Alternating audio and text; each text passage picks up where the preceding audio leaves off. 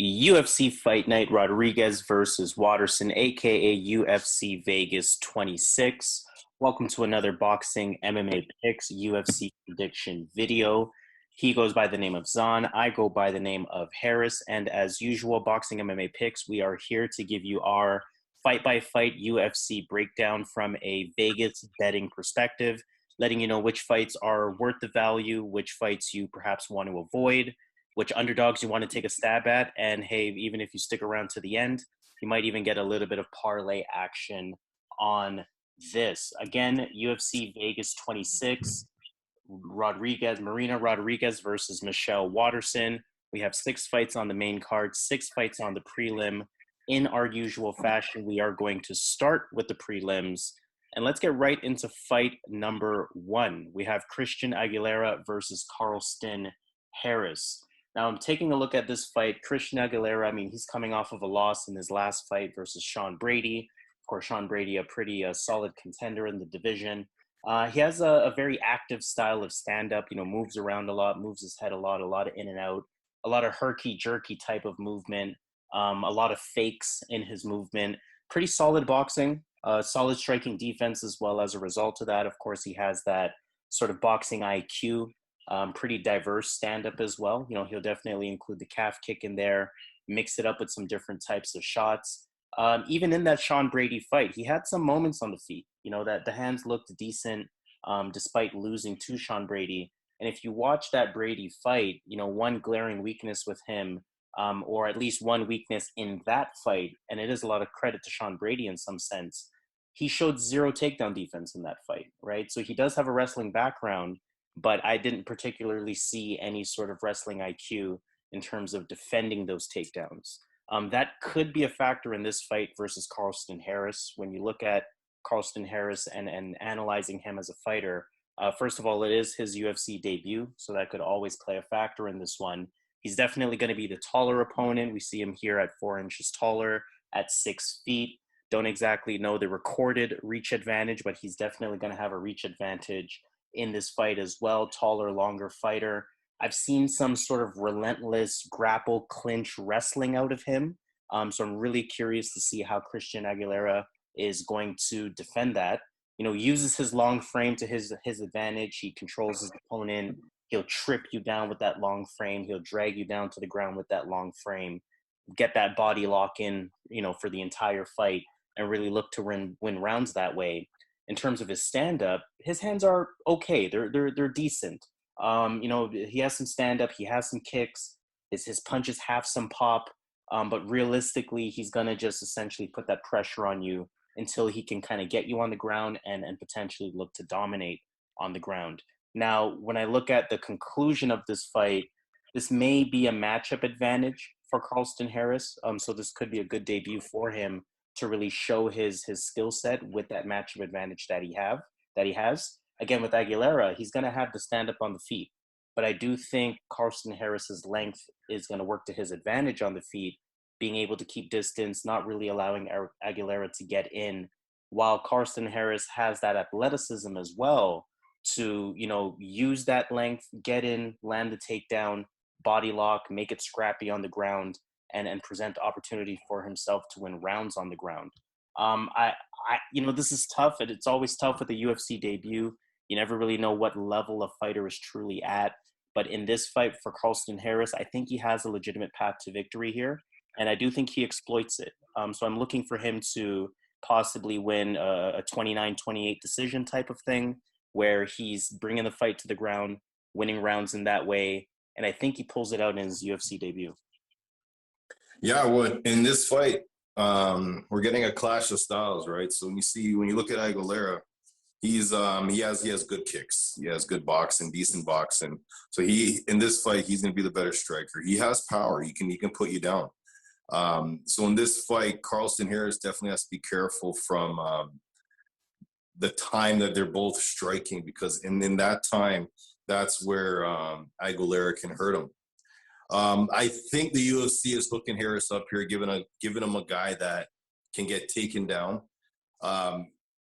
Carlston Harris just beat a really, really good fighter outside of the UFC and UAE Warriors. Saigid Izakamev, 17-1. Now he's 17-2, right? So he had a good win, and then he got his entrance into the UFC. So I think the UFC is putting him in a position to shine here because his type of style is he will hold you against the cage and he'll keep you there.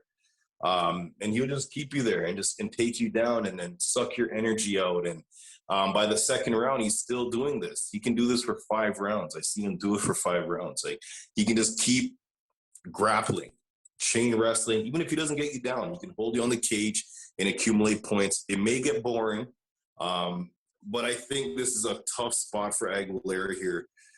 When he's fighting a guy like that, that's just going to basically try to hold him against the cage, take him down, and that has good cardio. So I really like Carlston Harris in this spot.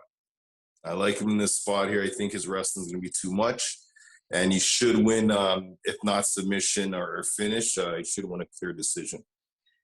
Definitely agreed on that one. Let's move on to fight number 2. We have Jun Park versus Tafon Nchukwi. When I look at Jun Park, I mean, he's primarily a boxer. We know that from his style at this point. You know, very patient striker. He'll shoot for takedowns, and especially recently in his fights, he'll definitely get those takedowns. We see he's at a very respectable average of almost 3.5 takedowns per fight in 3 UFC fights. Not the biggest sample size, but definitely enough of a sample size against 65% takedown accuracy to show that he can and will use it. That'll definitely be a factor for him in this fight. But I mean, again, primarily a boxer, and you know, all the sort of analysis that comes with these types of boxers, right?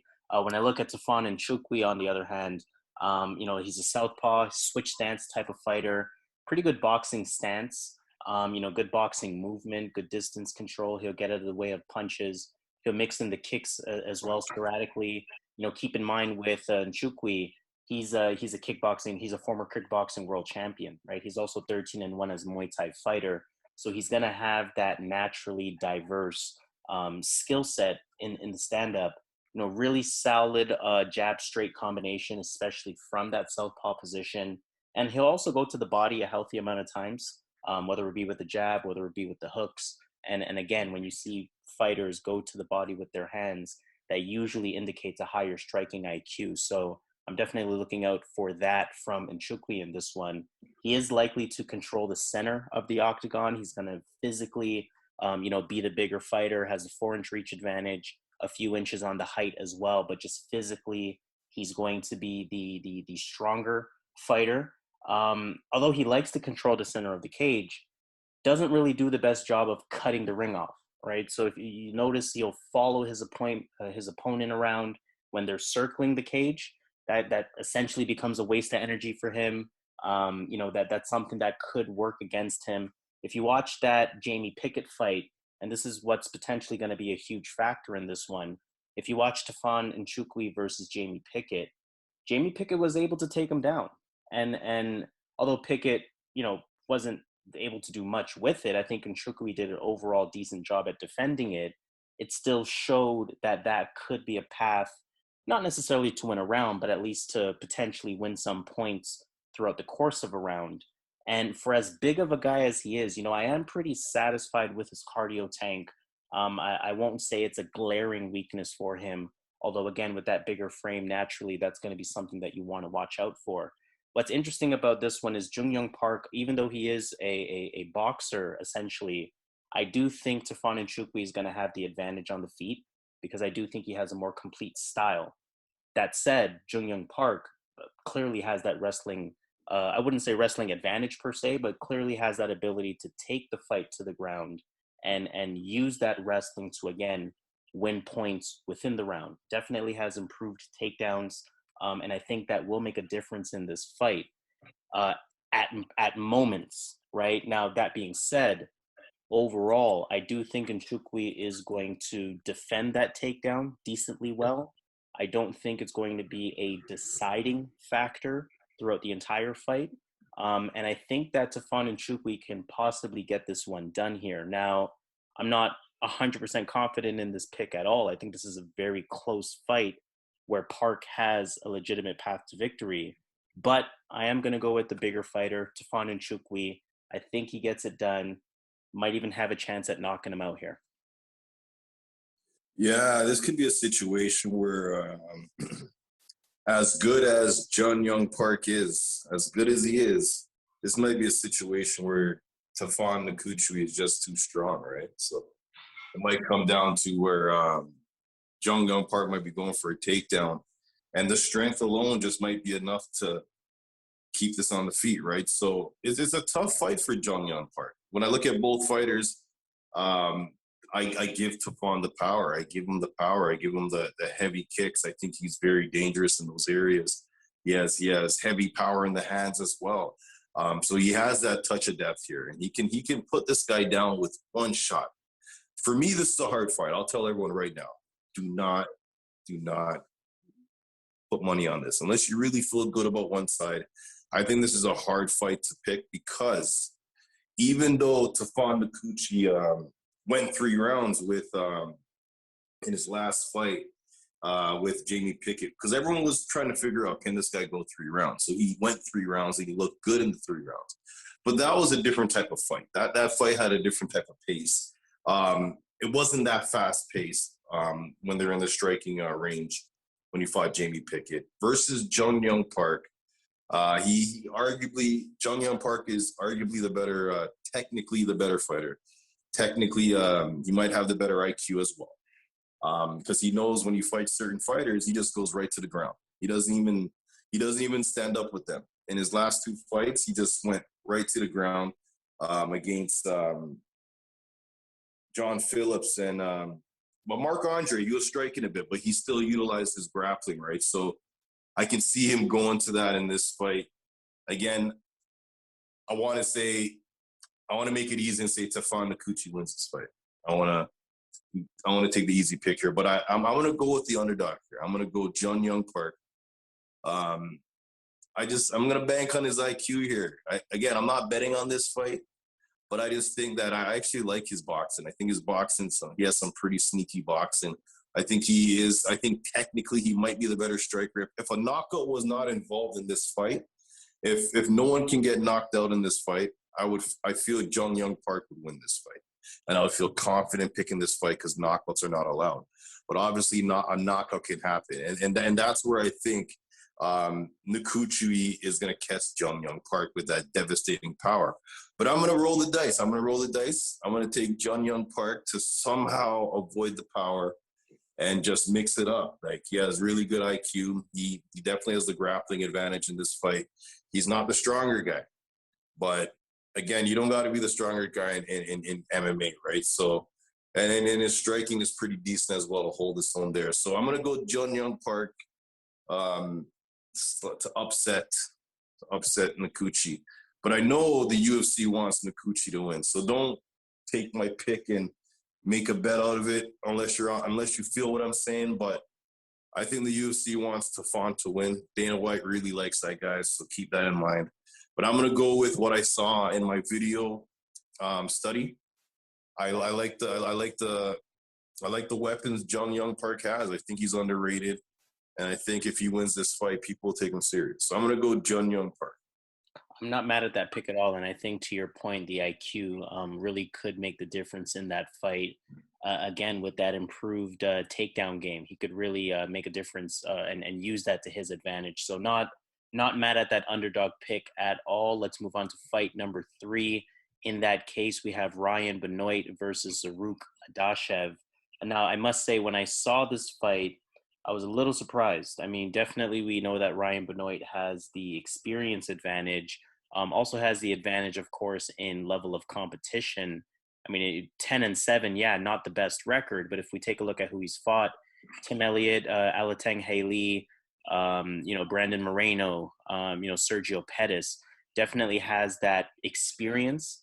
Whereas, of course, Zarrukh Adashev, he's a 500 record, right? He's 3-3 as a professional.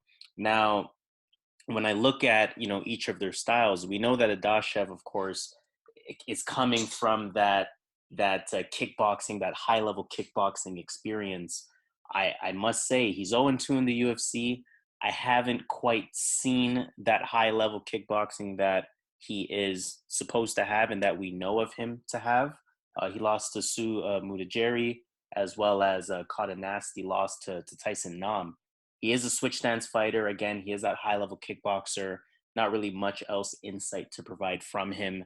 Again, Benoit, on the other hand, good boxing, good in and out movement, patient striker, pretty crisp kicks as well, and a well-rounded fighter. I like his takedown defense. I like his ground game.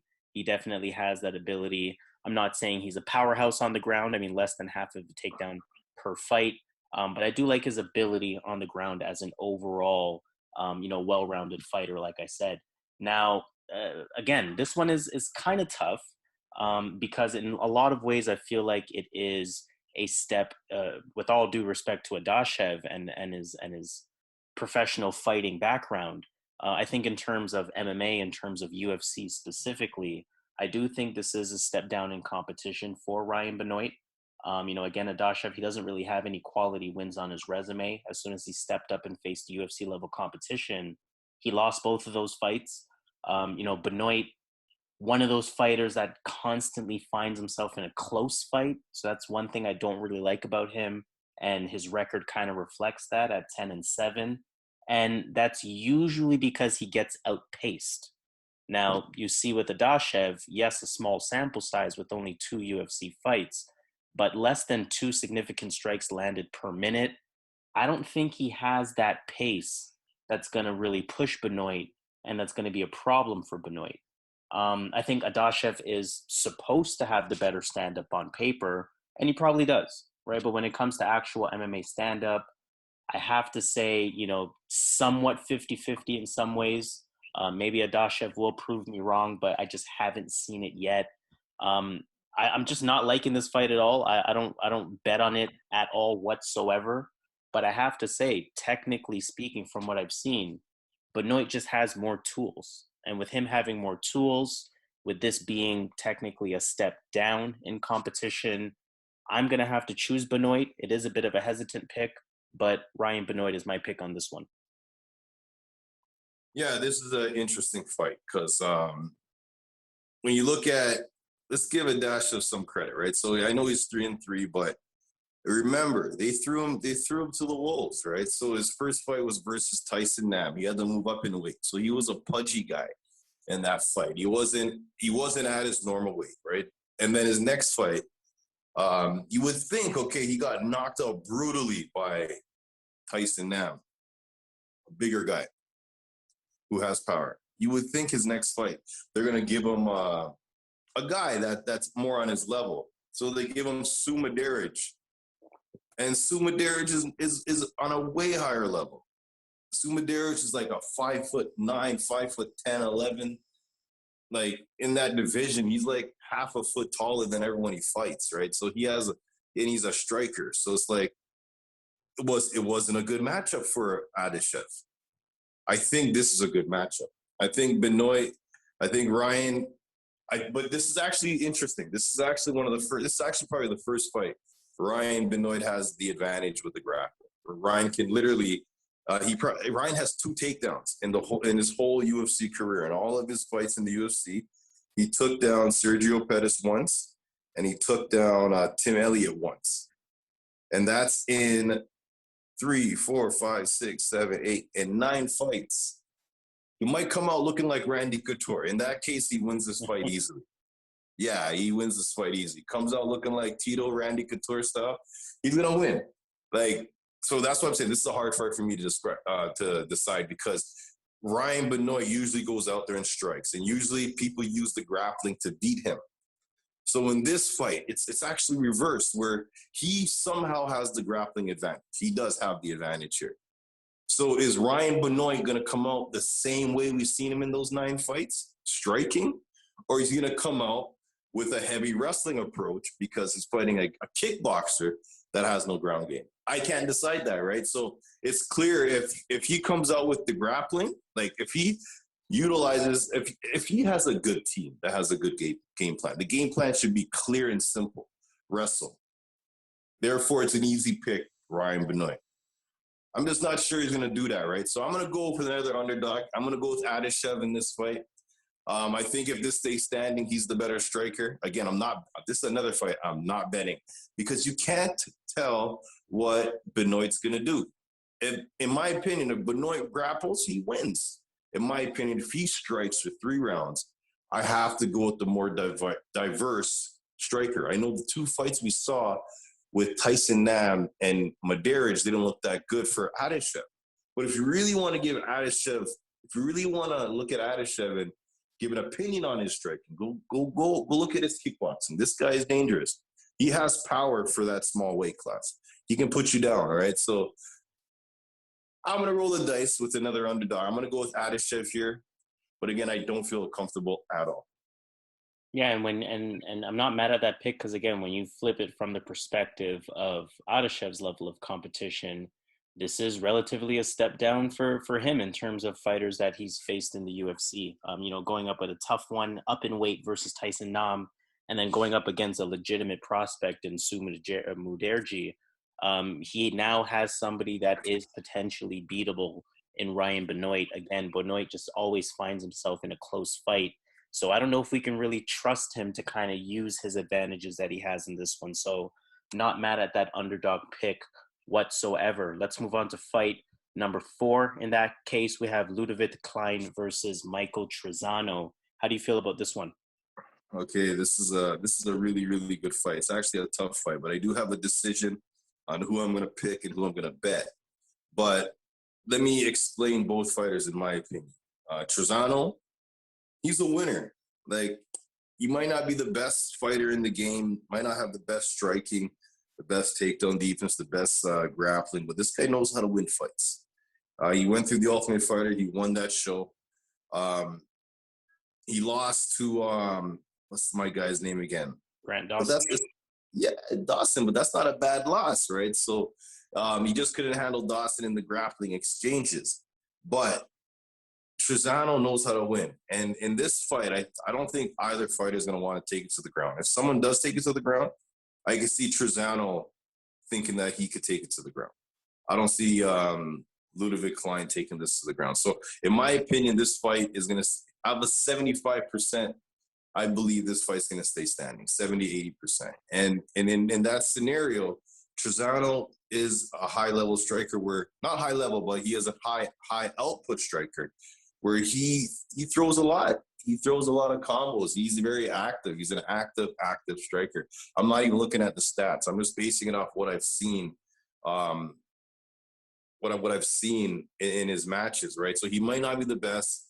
He's just very well-rounded. He's a well-schooled fighter. He's training out of Tiger Schulman, that's been around forever. But Ľudovít Klein, he's a striker as well. He has a really good left high kick. He sets it up really well. I think in this fight, I think he has the power advantage. This is a close one. The odds are wrong. This should be a closer fight in my opinion. But I'm gonna go with Ľudovít Klein here. I just feel that he's gonna have the bigger shots, and I think he's the one that could knock out the other fighter. He's gonna be looking to finish this fight. While Trizano, to me, is kind of a point fighter, and which is not a bad thing if you can go 3 rounds, and he has good cardio. I just think that Klein, if you play that game, that striking game with him, and you want a point fight, and this is not boxing. This guy can kick too, right? So I think he's going to catch him. So I'm going to go Ľudovít Klein.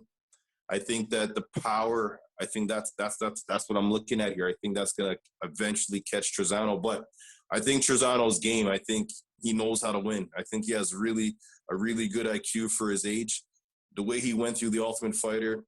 But one thing I don't like about Trizano, as much as I said a lot of good things, I didn't like that he had a split decision against Luis Pena and Joe Giannetti. Those are his last 2 wins in the UFC. Both those fighters, Luis Pena is not looking good. He's really not that good. He's not as good as we thought. And Joe Giannetti is not even in the UFC. And he's in a completely different organization. And I actually watched this fight a couple months back on LFA. and he lost to Aaron McKenzie. He lost to Brant Moore. So he's on a 2-fight losing streak. So, and that was a split decision, right? So I'm going to go with Ľudovít Klein. I just think that I don't think he would have had a split decision against either of those fighters. And I know MMA math doesn't work, but I think in this fight, I think the power is going to shine and it's going to tell the story. Ľudovít Klein, he might even get a knockout. Yeah, the only thing I'll add to that is I'll definitely echo the sentiments that I do think this will be a pretty good kickboxing match. I do think this one will stay on the feet. And again, to your point, I think, Ľudovít Klein, I think he's just going to be a bit sharper, has that sort of sting advantage, if that makes sense, has the power advantage, has a little bit more pop. I think his hands are a little sharper. We know he has that nasty left high kick as well. It may not land on the taller Trizano, but I do think in a kickboxing match, I think Klein is just the sharper guy. So he's going to be my pick. I do agree. I wish the line was a little closer on that. Where Ľudovít Klein is hovering around minus 250. But I will say in a fight where Trizano is definitely more than game, I still feel pretty confident in Ľudovít Klein as my pick. Let's move on to fight number 5, making this a much tougher fight to call potentially. Phil Hawes versus Kyle Daukaus. How do you feel about this one? Oh, man. Phil Hawes. So we know he has really good wrestling. We know that his striking is improving every day. He looked good in his last fight. Against Imavov. We were concerned. We didn't know if he can actually go rounds, right? Because he showed cardio issues in the past and in fights that he lost. But he went to 3 rounds. But that 3rd round, he was literally he was out of breath, man. Like it was bad, right? So it's a tough fight because when I look at Phil Hawes, I would think, even though he pulled out the last fight in the 3rd round, a lot of other fighters would have capitalized on that and finished Phil Hawes in that state. But Imavov, for whatever reason, couldn't do it, right? So this is really hard, man. This is hard. This is one of the hardest fights because when you see Kyle Daukaus, he's a well-schooled fighter. He's schooled. Him and his brother, his brother is the striker in the heavyweight division. He's more of a grappler, Kyle. So he's 6'3". He's a tall guy. I'm just not sure he's athletic enough, like strong enough for Phil Hawes, because Phil Hawes is like one of the strongest guys in that division. He's a powerhouse, right? So yeah, this is a hard fight. How I see this fight going is Phil Hawes coming out good in the 1st round, getting the takedowns. And then I see as the fight goes on, 2nd, 3rd round, I think Daukaus is gonna come back in this fight. I think if Daukaus gets the back, the fight's over. You know what I'm saying? So this is a hard fight. I think this is one of the, again, hardest fight to pick on this card because Phil Hawes, if he can go 3 rounds the way he goes in the 1st round, this is easy. He would be a contender. But he's fighting a guy that has good cardio. When you saw Kyle Daukaus, when you watched that fight versus Brendan Allen, he was coming on in that 3rd round. If I remember correctly, remember, I didn't watch that fight again. I watched it already. But if I remember correctly, he was coming on in the 3rd round. And that's a problem because Brendan Allen is another guy that has pretty good cardio, right? So I don't think Hawes has cardio close to either of those places. What was that? I have no idea. Pop up, but it's all good. Yeah, no, I think I'll just. Okay, so yeah, I'll leave it at that. Let me just end my pick. So I'm gonna take Kyle Daukaus. I just feel that he's gonna survive the beginning. He's a tough guy to take out. Hopefully, he survives that 1st round. I think after that, I think it's his fight. Kyle Daukaus. That was the essentially the exact same analysis that I came to in this fight as well. I mean, we saw Phil Hawes get tested to another degree in that Imavov fight, especially in that 3rd round. He was hurt several times. I mean, he kind of pulled through real last minute on that one. I think that one was a split decision win, if I'm not mistaken. Although he survived 3 rounds, he still showed me a lot of cardio concerns in that fight, right? That was at the time a step up in competition for him based on who he's faced. And I think now going up against Daukaus is another step up in competition for him. So, really getting to that point where he's facing legitimate competition, and let's see how he fares. I mean, so far he got through Imavov. Can he get through Daukaus? I don't know. To me, this is one of those fights where Phil Hawes would have to get Daukaus out of there early. Otherwise, to your point, I think Daukaus is really going to accumulate points. And I mean, I'll be honest with you, I think probably the smartest thing to do is to live bet Daukaus after round one. I mean, assuming Phil Hawes wins round one, if he shows any signs of slowing down, or if Daukaus shows any signs of, glaring advantages towards the end of that first round, I think there's a prime opportunity to bet Daukaus at the end of round one and walk away with a win here. He is going to be my pick. Daukaus is going to be my pick in this fight as well. Granted, he survives round one. I think Phil Hawes has a legitimate path in round one, but I do think Daukaus is real tough. I mean, he used to compete at higher weight classes, so you hope that he's kind of used to feeling heavier power. I think he gets the job done here. I think rounds 2 and 3 are his. I think round one will be tough, but I do think he'll survive it. Kind of like we saw in that Brendan Allen fight as well, even though that one resulted in a loss. So tough matchup. I'm going with Daukaus on this one as well. And I think we're kind of saying the same thing, where he kind of accumulates points in the later rounds in that fight. So why don't we move on to the final fight of our prelims? We have Big Ben Rothwell versus Philipe Lins. Now, this is definitely heavyweight beware in this fight. Anything can happen with heavyweights. We say this at every single heavyweight fight. This fight was actually supposed to happen a few months ago, March 2021. I will say, from a betting perspective, I want absolutely nothing to do with this. We know Ben Rothwell comes forward at all times. We know Philipe Lins is going to be at a massive size disadvantage, 2 inches shorter, about 30 pounds lighter than Ben Rothwell, at least when we look at what Philipe Lins weighed in his last fight. I really don't have much insight to offer on this one. I have to say, I'm going to go with Ben Rothwell. I don't think Philipe Lins can hurt him.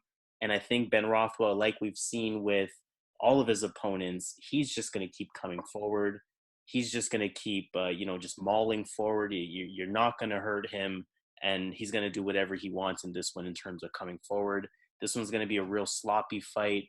I don't think Philipe Lins has it in him to knock out Ben Rothwell. So I'm going to go with Ben Rothwell almost by default. Yeah, this is going to be a tough fight. This is going to be a hard fight, because this is we got a big guy in Ben Rothwell, who's very durable, straightforward. He wants to hold the center, march you down. And then we got Philipe Lins, who's technically the better guy, technically a better striker. But he has such a size disadvantage. And he's been hurt, right? So he's been finished, right? Recently. Ben is very durable. He can take shots. He's been finished like years ago. But he can take shots, right? So this is a hard fight for me to pick. I'm going to actually take Philipe Lins by the slightest margins. I'm just looking at the way Ben Rothwell kind of throws in that lazy. It's a jab. It's like a jab he throws, and Philipe loves the counter. So I visualize that knockout. I know Ben hasn't been knocked out in a while, but I could see Philipe having a lot of success countering the slower fighter, right? So I think when it comes to hand speed, I think Philipe is just the faster hands, and I think that's going to make him the better boxer in this fight. And these guys I don't think it's going to the ground. This stays on the feet. Yeah, I'm going to go Philipe Lins. Slightest margins, hard fight to pick, but I'm going to take him to get back on track. Not mad at that. And again, just for all the listeners out there, for all the bettors, definitely a heavyweight beware. Stay away from that fight at all costs, because you're not going to be confident in either fighter that you pick. So why stress out? Speaking of Vegas, why don't we actually take a look at which fights we are considering, whether it be from an underdog perspective, whether it be from perhaps a few of your favorite fights on the prelim. Why don't we start with perhaps an underdog pick? Yeah, underdog pick. I'm gonna take Young Park. I'm not mad at that. Young Park. Actually, you know what? Is Philipe Lin's an underdog? That one is, if I'm not mistaken, that one's a pick'em. So we'll count both of them as underdogs. Okay, I'm not gonna. If I have to pick one underdog, I'm gonna take Philipe Lin's. Philipe Lin's, okay. So that'll be your underdog pick. Funny enough, my underdog pick is going to be the other side of that pick'em. Ben Rothwell is what I'm going to go with. I mean, both of these guys, again, are at -110. I think they both qualify for that kind of underdog feel. So flip a coin. Could be Linz, could be Rothwell. I think that's a sign that, that's our respective underdog picks. Another underdog. I didn't take this in my pick, but another underdog that I feel is super duper live is Phil Hawes. Yes. He's just so much stronger. I know we have to make a pick, but at the end of the day, we're trying to give advice as well, right? So he is just so much stronger than Kyle Daukaus that he can come out here and just muscle him around, right? So, and finish him in the first round. So that's a good underdog pick. I'm not putting any money on it, but he definitely has a solid shot to win that fight. But again, I still went Kyle Daukaus. Yeah, I'm not mad at that at all. And then in terms of some favorite picks, who are you considering? All right, my favorite pick on the prelim. I actually love the odds. I like Carlston Harris. Agreed. I completely agree on that one. He's at I think that's a terrible match. I think the UFC like the fact that he beat that fighter that was 17-1, because he beat him. That was his last fight, and then now he's in the UFC, and they gave him a guy that loves to stand up, like a Robbie Lawler type of style, right? That he can grapple, but he's not really on that level as Carlston. So I think the UFC set him up here to win. Any other favorite picks, or just sticking with Harris? Based on those odds, I think that's good enough, man. Just throw like $100 on that, 100 pounds, wherever you're coming from. You know, I agree. 100 euros. I definitely agree with that. Now, if I'm considering a second fight to potentially add to that, because I will say Carlston Harris is definitely the first pick that I thought of in terms of my favorite fights of the prelim. If I'm going to add a second fight to that, again, I know Trizano is game, but I think Klein is going to have the advantage there. I'm not even mad at doing an underdog parlay there at +133. $100, of course, will return $233 on that. For our bigger bettors, $250 will return $580. And then, that'll definitely give you some action for the main card. Speaking of main card, of course, main card picks are coming up next. In the meantime, do all that algorithmic stuff to help us out. We would greatly appreciate it. Like, rate, comment, and subscribe. Share this video with anyone that you know that needs UFC analysis, UFC breakdown, and some additional UFC opinion before they lock in their bets. Of course, this is another boxing MMA picks prediction video for UFC Fight Night, Rodriguez versus Waterson, aka UFC Vegas 26. Let's get this money. Let's do it.